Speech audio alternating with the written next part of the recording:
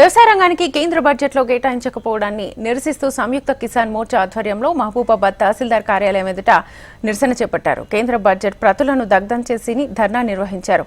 ఎరువుల విత్తనాల సబ్సిడీ గాలికి వదిలేశారని, పంటల బీమా పథకానికి కేటాయింపుల్లో తీవ్ర అన్యాయం జరిగిందని అఖిల భారత రైతు కూలీ సంఘం జిల్లా కార్యదర్శి దేవేందర్ ఆరోపించారు.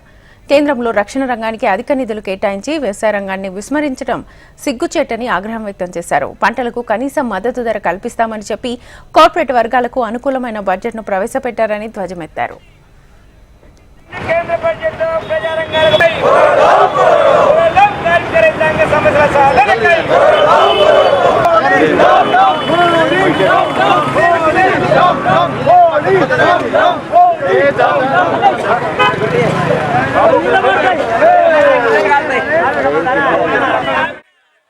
భారతదేశ వ్యాప్తంగా రైతాంగ సంఘాలు, కార్మిక సంఘాలు కలిసి కేంద్ర ప్రభుత్వం ప్రజా వ్యతిరేక, కార్మిక వ్యతిరేక, రైతాంగ వ్యతిరేక విధానాలు తీసుకొచ్చి రక్షణ రంగానికి 6 లక్షల కోట్లు కేటాయించింది. కేవలం 1,70,000 కోట్లు మాత్రం వ్యవసాయ రంగానికి ఇచ్చింది. విద్యకు, వైద్యానికి తక్కువ ఇచ్చింది. విద్యకు, వైద్యానికి, వ్యవసాయ రంగం కలిపితే కూడా రక్షణ రంగానికి తక్కువ ఉంది. ఇది దుర్మార్గమైన చర్య. ఇది దేశవ్యాప్తంగా మరి వాళ్ళ ఎస్కేం పిలిపించింది. అందులో భాగంగా బడ్జెట్ బిల్లు పత్రం తగ్గించడం కోసం ఎస్కేం నాయకత్వాల కార్మిక సంఘాలు, రైతు సంఘాలు పెద్ద ఎత్తున చేస్తూ ఉన్నాయి.